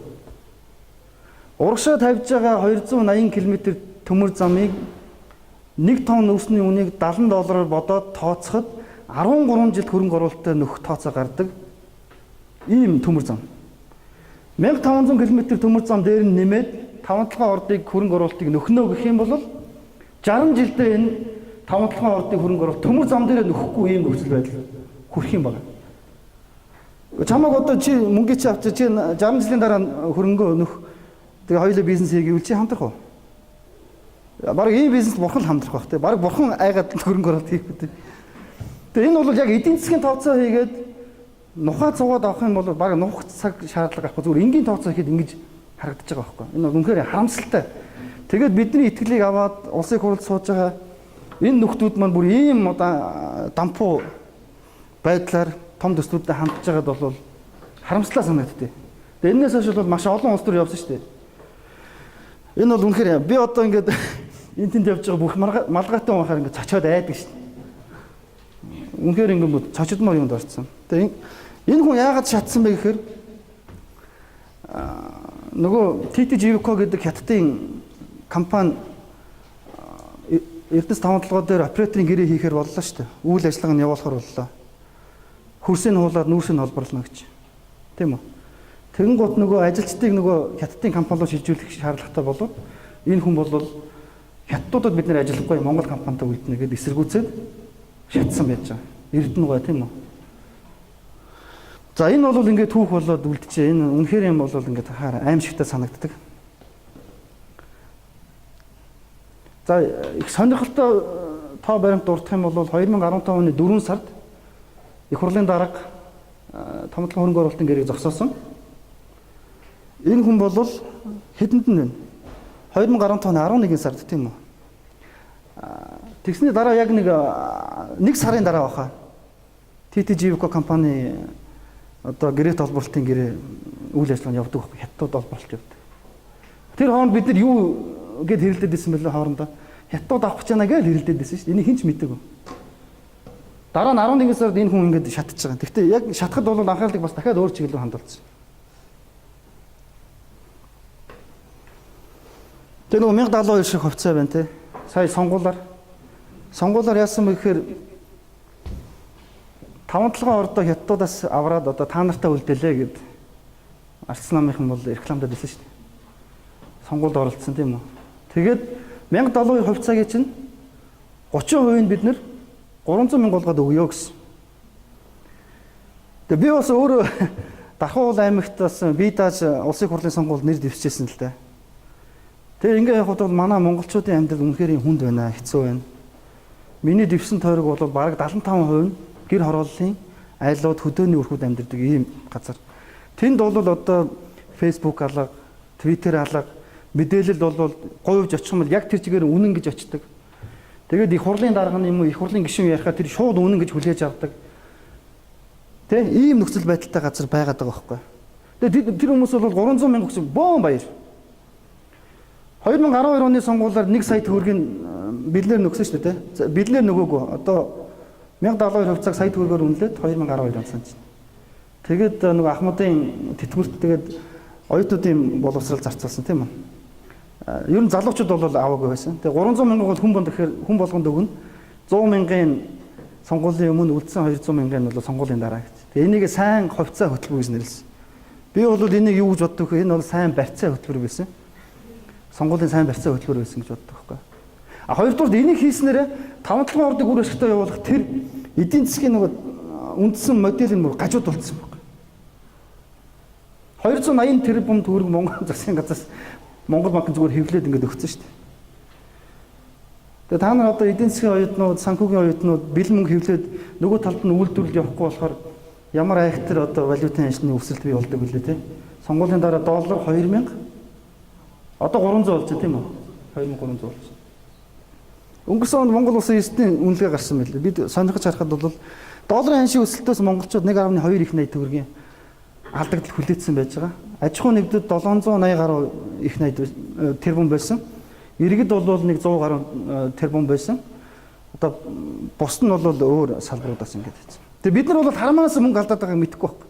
Нэг талаас тий нөгөөдөл мөнгө хэвлээл маа хувьцааны чи мөнгө шүүгээд аваад байдаг. Энэ талдаа бол эдийн засгийн балансаараа бүх юм урсаал гараал явж л байгаа байхгүй.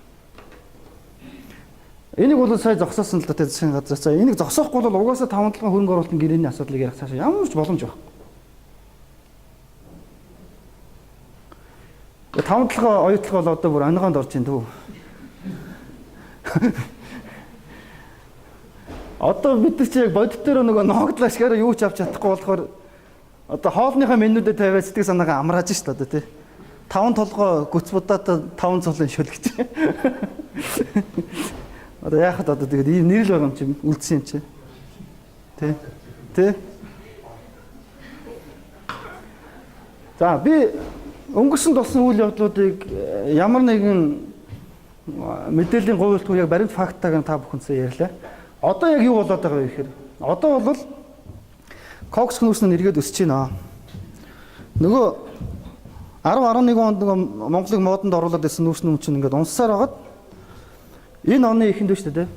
Энэ оны эхнээс үнэн 171% өссөн байж. Кокс нүүрсний үнэ 171% шүү дээ. Тэгээд $210 болсон байгаа байхгүй. Австралиас хятадын зүүн нэг нөгөө таншаалын нийлүүлэх суур үнэ. Японд бол одоо 11 сард $235 тонныг хүргэнэ гэж. За тэгээд дэлхийн одоо банк санхүүгийн байгууллагууд шинжээчид юу гэж нэрлэж байна гэхээр коксч нүүрсний үнэ бол энэ оны хамгийн топ үнийн өсөлттэй бүтээгдэхүүн боллоо. Дунд хугацаанд өсөлтөд хадгалах бололцоотой ийм одоо бүтээгдэхүүн боллоо гэж зарлаж. За яагаад энэ үнийн өсөлт бий болсон бэхээр түрүүн биесний хятад эдийн засгийн бүтцээ өөрчилсөн. Хоёрдугаар цэвэр эрчим хүчнүүд шилжиж байгаа. Ер нь бол хүрэн нүүрснээс татгалзаж байгаа. Бас нөгөө гангийнхаа үйлдвэрүүдийг нэмэгдүүлэхгүй учраас коксын үн хэрэглэн бас ингээд гацчихсан тийм. А гэтэл бол одоо нөгөө үн нь ингээд хэд доошоо унахаар хятадын дотоодод байгаа үйлдвэрүүд нь өөрсдөө хүнд байдалд ороод ирсэн байна. Тэгээд тэр нөгөө кокс нүүрсний салбар унах юм бол хятадд биш үү те 8 сая хүн ажилгүй болно. 8 сая хүн ажилгүй болох юм бол нийгмийн хямрал руу явах гэдэг байна. Тийм ээ. Үсрэл хүмүүс гараад одоо юу ч хамаагүй хийн штэ. Тийм болохоор сая 8 сард хятад улс ямар бодлого тавьсан бэ гэхээр нүүрсний уурхаанууд 330 хоног ажилдгийг 276 болгож бууруулах нэг шийдвэр гаргасан. Гэхдээ энэ бол сая 8 сард гарсан шийдвэр. За дээрэс нь хятадын хойд бус нутагт үер болсон. Үер болсонсоо холбоотой тээвэр логистикийн асуудал хүндэлсэн учраас нийлүүлэлтийн давуултал үүссэн. За Австралид бол бас үер болоод 10 сая тонн кокс нүүрс бурхны аварлаж ирсэн. Тийм учраас гайхалтай өндөр өссөн л дээ. А гэхдээ энийг бол бид нар богино хугацаанд гарч байгаа. Хэрвээ ингээд нөгөө үерийнхаа шокноос гарчих юм бол нийлүүлэлт нь эргээс хэрэгжиж шүү дээ. Тэгэхэд бол ямар эрэлт үүсгэх юм бэ? Би түрүүн та бүхэнд хэлсэн огтур суур болгож хэлсэн тийм үү? Асианы орнууд энэтхэг болол эдийн засгийн үүсгэх учраас тэнд одоо гангийн үйлдвэрлэл явагдаж кокс нүүсний эрэлт нэмэгдэнэ. Хятад бол найдаад хэрэггүй гэж. Тэгэхээр бидний найдаж байгаа зүйл бол тэр. Дунд хугацаанд харах юм бол кокс нүүс нь үүсгэнэ. Тэгэхээр энэ өсөлтөөс бид нар Монголд яаж ашиг хүртэх юм бэ гэдэг чинь биний түрүүний ярьсан өмнөх тэр проблем толгой утсан асуудлыг яаж шийдэх вэ гэдгээс л хамаарх гэдэг байгаа байхгүй. За нөгөө нотлоготой ярих дуртай хүн чинь бас танаас нэг тав үзүүлэхгүй болохгүй. Нөгөө Эрдэнэс тавталгаа компани 1 м куб уулын цулыг олборлохдоо $5 хийж байгаа. $5 нөгөө Хятадын TTJUK компани ажил үйлчлэгээ үзүүлж байна гэсэн үг. Energy Resource бол $2.9 байгаа. Гэрээт олборлагч нь бас Австралийн компани байж байгаа шүү дээ. Ажилт нь маш өндөр одоо зардалтай ийм компани. Тэгэхдээ 1 м куб уулын цул $3 байхгүй. Жижиг тавталгааг бас шалгаж үзэхэд 292 гэдэг дүн гардаг. Тэгэхээр ER жижиг тавталгаа бол яг одоо зардал нь бол мөргөж байна. Манай Тримс компани зардал бол эндээс өндөр байна гэж харж байгаа. За тэгээд цаашаа явахаар 1 тонн үүсийг олборлоход шаардлагатай хөрс уултын хэмжээ гэж гарч ирдэг. Харьцуулах юм бол энэ гурван урхаг гуруула бараг адилхан нормтой. 1 тонн нүүрс авахын тулд 3.5-аас 4 одоо метр куб хөрсийг ингээд зайлуулах шаардлагатай болж дээдлэлт нь байгаа хөрсийг. Ингээд метр куб уулын цулд байгаа зардлаа 1 тонн нүүрсэн лүүгээ ингээд хөрсүүлж байгаа зардалтайгаа нийлүүлээ шилжүүлэхээр энд биш үү те 1 тонн нүүрсний өртөг $26-аас $27 гардаг байхгүй. Энд $10-аас $12. Зөвхөн олборлтын зардал нь $12-аас $14 өндөр байна шүү дээ. Энэ уурхаа дээр. Гэтэл монголчууд өнөөдөр юуны төлөө хэрүүл хийгээд байгаа вэ? Төмөр замаа бариад 1 тонн нүүрснээсээ яаж $12 хэмнэх вэ гэдэг асуудал яриад байгаа шүү дээ. Төмөр зам тавьсан ч энэ уурхаа бол өндөр зардалтай ажиллах юм байна гэж харагдаж байна. Бизнесийн зарчим бол зардал минимум, орлого максимум. Манай Тримс компани дээр яг эсэргээр байгаа. Ямар гайхалтай менежмент гэж би тийм учраас ямар сайндээ Twitter дээр жиргсэн. Тавталгаа ордын 1072 хувьцааг эзэмсэж байгаа Иргэн Наранбаатарын хувьд миний өмнөөс та нар үр ашиггүй менежмент хийхийг би хэзээ зөвшөөрөхгүй гэдэг байгаа байхгүй. Та нар ч зөвшөөрөхгүй байх гэж бодож байгаа тийм үү? Тэгэхээр нэг зүйл гоохот одоо миний тавьж байгаа баримттай факта мэдээллүүдийг өнөөдөр бид танилцаад тоонуудаа авчиж байгаа учраас бас дэмжээрэй гэж танаас бас дэмжлэг хүсэхээр байна. За нүүрсний борлуулалтын үнийн хувьд бол нөгөө угааж баяжуулсан нүүрс чи одоо $60. Энд бол нөгөө $27 зарагдаж байгаа шүү дээ. Ийм зөрүүтэй. За энэ орхи, энийг орхи. За би түрүү хэлсэн. Одоо нэлээд нарийн деталь тооцоо харуулах юм бол шансигаас нөгөө бугт тийм үү. Тэгээд одоо 5 толгой. Одоо гол зах зээл бол таншаан бугт гэсэн. Би бол бугтын зах зээлийн тухай одоо та нарт тайлбарлах гэдэг. Тэгээ өнөөдрийн байдлаар шансид бол бугтад бол шаншигаас ирж байгаа кокч нүүрс нь болохоор $969 буюу $145 зарагдаж байгаа. Одоо л өссөн. Энэ 7 хоногийн өмнөх мэдээ. Одоо дахиад нэг $10 өссөн байж байгаа. За тэгвэл Energy Resource-ийн кокч нүүрс бугт дээр өстэй те $92 очих боломжтой болцоотой байхгүй юу? Эрдэнэс тавталгаа нүүрс $86 зарагдах болцоотой бугтын зах зээл дээр. Тэгээ эндээс тээврийн зардлаа хасаад угааж баяжуулахдаа гардаг хорогдол, тэгээ угааж баяжуулах зардал, тэгээ хятадын тал төлдөг нөөт гайл, ачиж буулгах зардлуудаа хасахаар яг уурхайн амны үн болохоор энд хэд байх юм бэ гэдгийг тооцохоор энд $74 гарч байгаа байхгүй Эрдэнэс тавталгаа. Одоо $27 зарж байгаа. Зөрүү $47 хэний харманд ороод байна вэ гэж. Тийм үү? Энийг бол хятадууд хувааж идэж байгаа. Магадгүй Монголын одоо төрийн өндөр албан тушаалтнууд байхыг үүсэхгүй.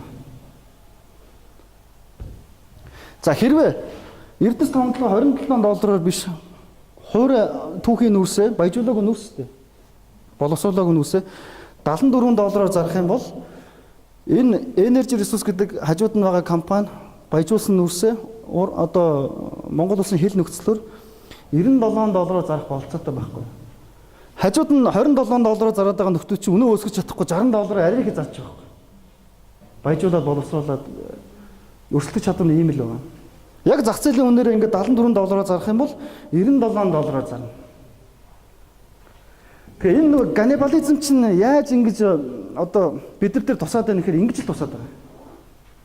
Ингээд нөгөө компани чинь ашиггүй ажиллаж байна. Ингээд нөгөө бидний 1072 хувьцааны ноогдол чинь холдоод явчлаа. За энэ буухтаас тооцсон жишээ. Тэгвэл Таншаанаас тооцсон тийм үү? Арай хол байгаа зах зээл 1500 одоо километр. Таншаанд бүр өндөр үнэтэй буу $150.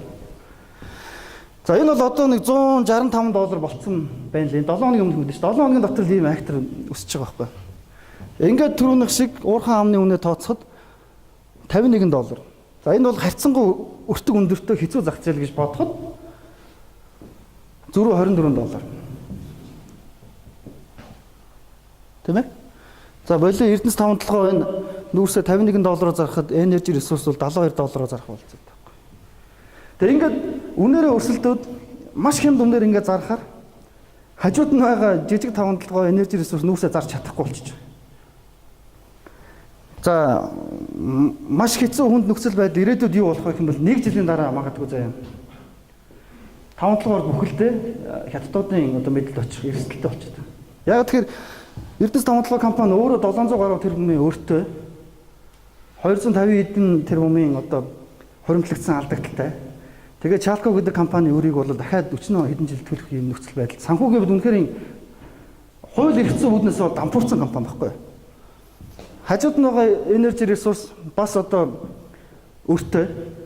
Нөгөө баяжуулах үйлдвэр барьсан мөнгө байж байгаа шүү дээ. Тэр хөрөнгө оруулалтыг нөхөхийн тулд үнэ өсгөж зарж чадахгүй байгаа учраас маш хүнд байдалд орсон. А гэхдээ хувийн компани учраас нөгөө мөнгө зөөлсөн нөхдүүдтэйгээ хэлэлцээр хийгээд өр төлөх хугацаагаа 6 жилээр хойшлуулсан байл.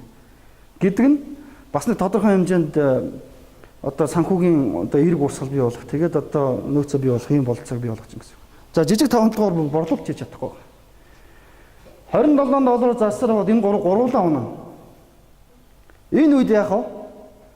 Өрийн хятадын компани худалдаж авна. Худалдаж авсны дараа 1 тонн үсийг ямар үнээр борлуулах вэ? $27 уу? $150-аар үгүй. $12 зарна. Ягаад гэвэл худалдаж авсан компани зөвхөн нүүрснийг нь өртгөөр л зарахыг ирмэлзэн шүү дээ. Тийм үү? Энэ $27 чинь $12 болох байхгүй юу? Ийм л нөхцөл байдалд орох гэдэг. Тийм учраас би 5 толгой дампуурах эрсдэлд орлоо гэдэг нь ийм одоо эдийн засгийн тооцоо судалгаа гагалгатай юм аа. За энэ уржиг дээр өдрийн сонин дээр эдийн засгчид одоо шинжээчд бол үнэхээр тооцоо хийж үзсэн байгаа. Гэхдээ миний бодлоор бол эдгээр бол энэ тээврийн зардлын юмнууд бол нэлээд өндөр тооцсон байл. Ингээд тооцоод байхад $30 ашиг хятадын компаниудад ороод байна гэж. Энэ бол үнэхээр бодиттой. Bloomberg телевизийг бол би байнга үздэг. TTJVCO компани 1 тонн өрсөн дээр $14.5 нэм одоо ашиг олж байгаа юм чи ашигтай ажилтаараа болборлож байгаа компани. Тээвэрлж байгаа хятадын компаниуд ашигтай ажиллаж байна.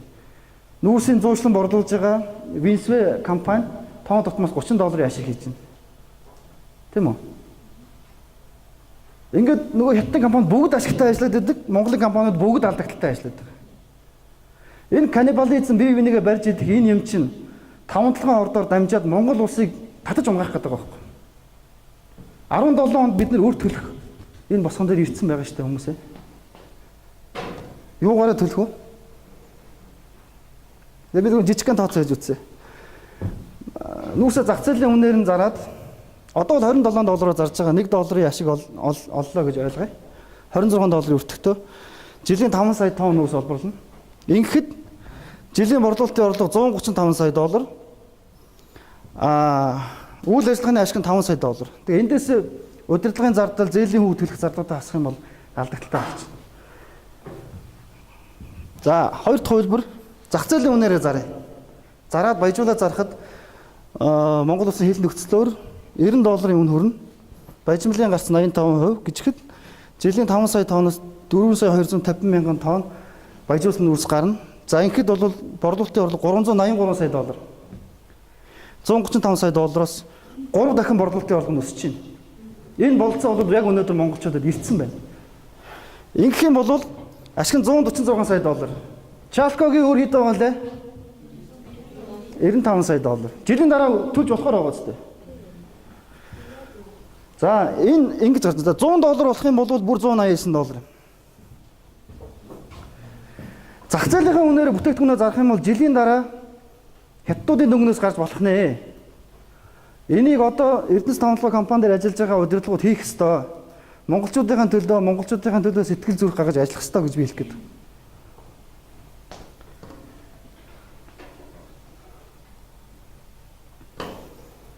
Тэгээ ямар сайн бүр чимээг байгаадах нь энийг одоо өөрийнхөө фэйсбүүк дээр бичиж байгаа спонсороор ингээд бичсэн л дээ.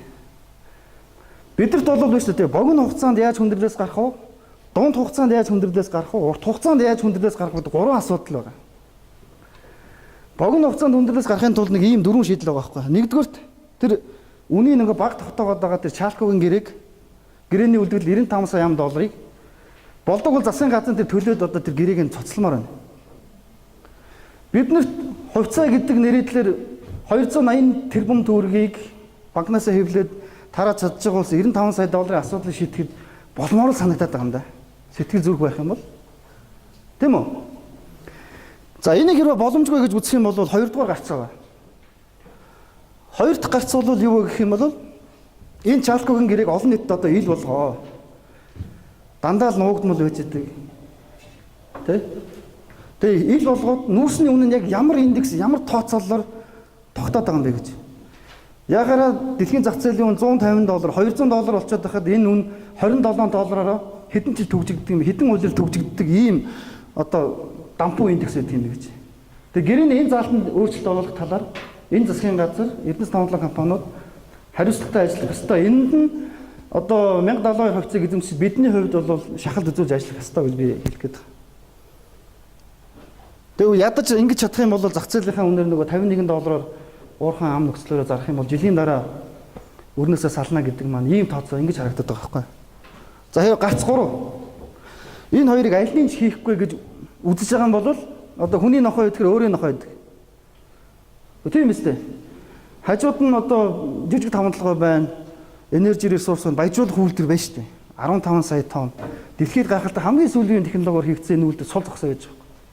Энийг ашиглаад нүүрсээ өндөр үнэтэй болгоод заралтай. Гэхдээ хятадууд өгж байгаа үнээрээ энержи ресурс тэр нүүрсээ зар 27 30 долларын ашиг та нар хангалттай гэж үзээд байгаа юм бол. Тийм үстэй. Ингэх юм бол бид нар энэ энержи ресурсын хувьцааг одоо худалдаж авч болж байгаа байхгүй. Өнөөдөр бол ингээд хувьцааных нь унсаар байгаад бүр одоо bottom line дээр ирсэн байж байгаа. Монголын ард түмэн тэр хувьцааг наваачаад Гонконгийн өнгийн биржлээс иргэд бүгд хөдөлтөд аваад арилжааныхаа зарчмаар тэгээд засгийн газраа энэ нөхцөл байдал руу шах. 1 хоногийн дараа, 2 хоногийн дараа, 1 сарын дараа бидний тэр энержи ресурсын худалдаж авсан хувьцаа 100% ашиг өгнө гэдгийг бол баттаа та нарт хэлж чадна. Гаргалгаа байгаа байхгүй. За дөрөвдүгээр гарц бол дөрөвдүгээр гарц гэж байхгүй. Зүгээр дампуурлаа хүлээгээд хэвтнэ гэсэн үг. Та нар ийм сонголтыг хүлээж авах уу? Мэдээж үгүй. За би нарийн юмнууд яриад байх те тэгээд ганцхан л график тайлбарлаад тэгээд юугаа дуусгая.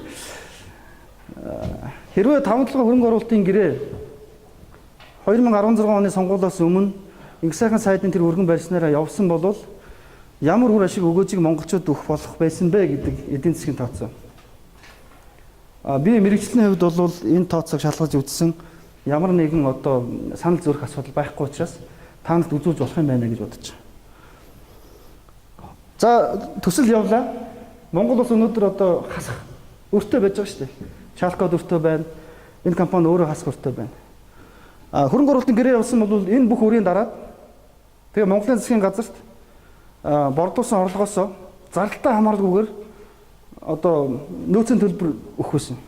Нөөцийн төлбөрийн татвар дээр нэмэх нь дахиад 2-7% баха орлогоос нь өгчий гэж. Тэгэхээр ямар ч зардалгүй Монголын засгийн газар мөнгөтэй болно гэсэн санаа байхгүй. Тийм учраас шууд нэмэх мөнгө урсгал ингэж явж байгаа. Үйлдвэрлэл явах. Энэ улаан шугамыг хэн хариуцж байна? Энэ алдагдлыг хэн хүлээх юм бэ гэхээр хөрөнгө оруулалт консорциум Energy Resource, Sumitomo, Shinhua. Эдгээр 13 жил хасах мөнгө чинь урсгалыг чинь даа гэж байгаа. 13 жилийн дараа Монголын засгийн газраас олох орлого хөрөнгө оруулалтаа нөхөх хэмжээнд очиход нь хэд байх юм бэ? Монголын засгийн газарт орох 2 ба 3 тэрбум доллар болцсон байхаар шүү дээ. Энэ $70 бодоход энэ юу хэлэх вэ гэхээр нөгөө 1072 хувьцааг өрнөөс нь чөлөөлөд тавиад нэмэх утгатай ийм хувьцаараа болгох нөхцөл байдлыг бүрдүүлж байгаа. Тэр хувьцаагаа хөрөнгөний министр чөлөөт арилжааныхын зарчим руу шилжүүлэх юм бол энэ үйл ажиллагаа явахад бас дахиад өснө. Тэгэхээр Монголын ард түмэн яаж яах вэ гэхээр үйл ажиллагаа явж байгаас ногдлоо шиг хүртэх бололцоотой. Нөгөө талаараа хувьцааны арилжаанд оролцож үнийн өсөлтөн дээрээс ашиг хүртэх. Ийм бололцоо нэгдэх байжээ гэж. За би түрүүн хэлсэн нөгөө 1.3 тэрбум доллар бол зөвхөн төмөр замд хэрэгтэй. Одоо 300 сая доллар бол ингээ овоолцсон шороо байгаа шүү дээ. Батлуугаа одоо Халтмаагийн Батлуугаа зам төвийн сайд байхад зарцуулсан. Одоо дахиад тэрбум доллар шаардлагатай. Тэгээ 1.3 тэрбум доллар чинь төмөр зам чинь энд 13 жилийн хөрөнгөө нөхөж байгаа нь ингэж харагдаж байгаа юм. 1500 км төмөр замыг нэмэх юм бол за ингэ тоолох ямар ч энд бол багтахгүй. Тэр жил нь ийм л нөхцөл байдалтай байхаар байсан юм да. Тэгээд одоо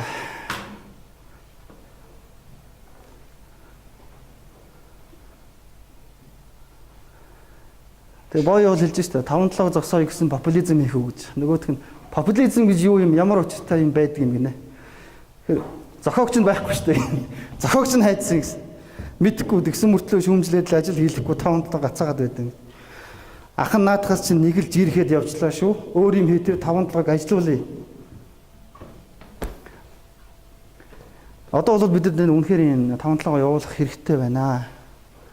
Ер нь бол том төсөлд хөдлөх юм бол жижиг төслүүд нь ч эргэлдээд явчих шээ. Энэ бол эдийн засгийн гол үндсэн эдийн засгийн зүрхийг ажилуулахад гол араануудын нэг яа харахгүй мөн баггүй.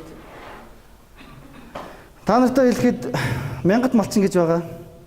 Мянгат малчин бол одоо ганцаараа тэр одоо малынхаа баялыг хүртээд байдаг хүн биш. Тэр чи одоо малалдаг зөндөө хүмүүсээ найр сүсээ арчилдаг тийм. Ингээд бүгдээр л хүртдэг шүү дээ. 5-7 бол яг л энтэй адилхан. Тэгээ том төсөл хөдлөх юм бол бидний ирээдүйг гэрэлгээтэй.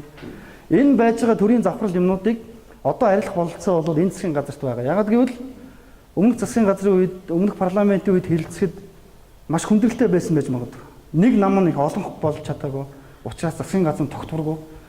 Тийм учраас өөрсдийнхөө амийг хамгаалж дараагийн сонгуульд ялахын тулд янз бүрийн популист амлалт хийж ингэсээр байгаад үндсэндээ монголчууд маань өөрсдөө алах уурханаад өөрөө өөрсдийгөө идэж каннибализмдах, улмаар эдийн засгаа каннибализмдах эргээд хэдэн жилийн дараа ядуу боловсролгүй буурай Монгол улс хэвээрээ байх ийм л нөхцөл байдал байгаа учраас би энэ эдийн засгийн сургуулийг төгссөн мэрэгчлэтнийхээ хувьд өөрийн чадан ядан сургуулиас олж авсан одоо ур чадвараа ашиглаад гэх юм уу да.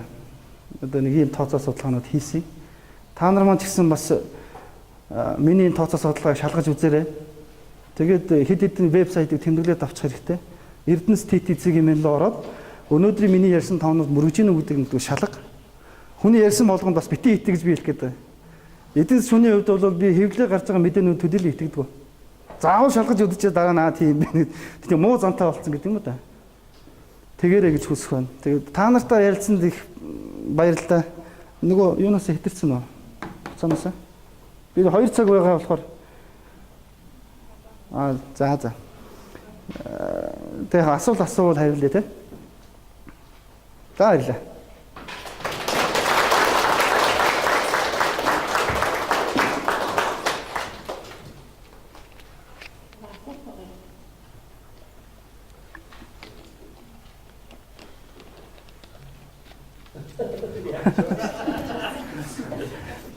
Асуулт асуухгүй болохоор бүгдээрээ нэг бол ойлгосон гэсэн үг.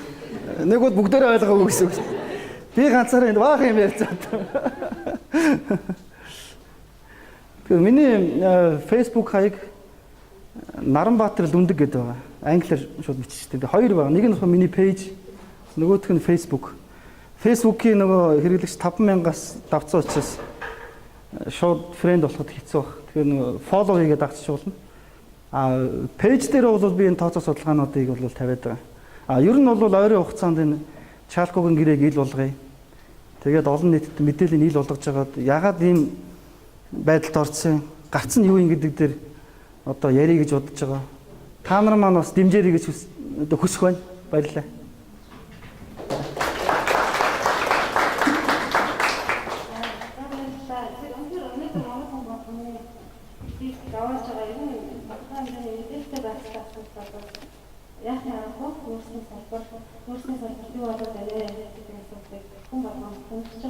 Тэгэхээр бидний энэ сонирхож байгаа асуудлаар гэж маш сонирхолтой тоо баримттай энэ жинхэнэ эдийн засгийн хүний засагнаас нэг сонирхолтой бидний хаалцсан наран баттай баярлалаа. Маш их өнгөрөөж байна. За.